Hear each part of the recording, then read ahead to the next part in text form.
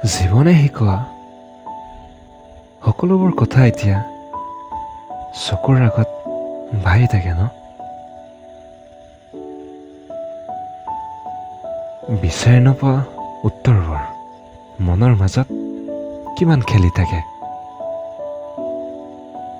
এটি মুহূৰ্তৰ বাবে আপোন আপোন লগা মানুহ নিমিষতে হেৰাই যায়।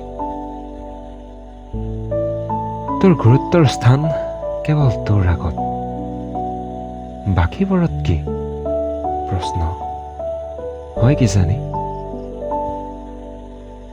হেজাৰজন বেয়া নহয় বুলি তইও জান, তথাপি সেই ভালজন আছে বা ক'ত? তেৰা বেৰা কথাবোৰেতো শিকাব আচলতে জীৱনৰ এই বাটত সকলো আপোন হৈও হেৰাব। জীৱনৰ বাট জটিলতাই আগুৰি ধৰিলেও সৰলতাৰ বাট মুকলি কৰিবলৈ নিজৰ সাহসত থিয় দিবই লাগিব।